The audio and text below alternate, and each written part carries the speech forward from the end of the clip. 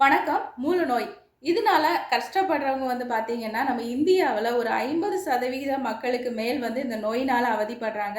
இதனுடைய தீவிர தன்மை பார்த்தீங்கன்னா, ஒரு 5% பேருக்கு தான் இருக்கு. பொதுவா இதுக்கு காரணம் நம்மளுடைய உணவு பழக்கவழக்கமும், நம்மளுடைய வாழ்க்கை முறைகளுமா தான் இருக்கு. நெறைய பேர் கண்ட நேரத்தில சாப்பிடுறது, ஒழுங்கா தூங்காம இருக்கிறது, நெறைய தண்ணி குடிக்காம இருக்கிறது, இன்னும் மைதா, அடுத்து ஜங்க் ஃபுட் இந்த மாதிரியான உணவுகளை எடுத்துக்கொள்றதும் ஒரு காரணமா இருக்கு. ஸோ, அதனால முடிஞ்ச அளவுக்கு இந்த உணவுகள எல்லாருமே தவிர்ப்பது ரொம்ப நல்லது. நெறைய தண்ணி குடிங்க, நார்ச்சத்து நிறைந்த நெறைய கீரைகள எடுத்துக்கொள்ளுங்க.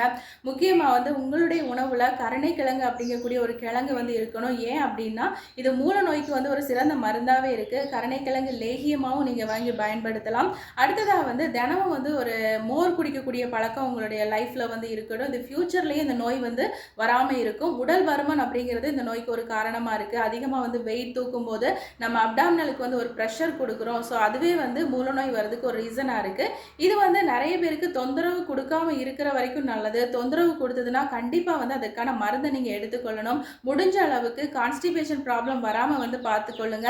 அதுக்கு அத்திப்பழம் உதவும். தினமும் உங்களுடைய உணவுல நார்ச்சத்துள்ள உணவுகளையும், அதிக குளிர்ச்சித்தன்மை உள்ள உணவுகளையும், அதிக நீர்ச்சத்து நிறைந்த உணவுகளையும் நீங்க எடுத்துக்கும்போது இந்த பிரச்சனையிலிருந்து ஈஸியா விடுபடலாம். நெறைய அவிச்ச கோழி முட்டை, அப்புறமா பொரிச்ச கோழி, அடுத்ததா ஸ்பைசியா இருக்கக்கூடிய ஃபுட் இதெல்லாம் அவாய்ட் பண்ணிருங்க. ஏன் அப்படின்னா, ஆல்ரெடி உங்களுக்கு கான்ஸ்டிபேஷன் ப்ராப்ளம் இருக்கும். இதையும் நீங்க சாப்பிட்டுட்டு இருந்தீங்கன்னா, செரிமானம் ஆகுறதுலயும் ஒரு தொந்தரவு உண்டு பண்ணும்.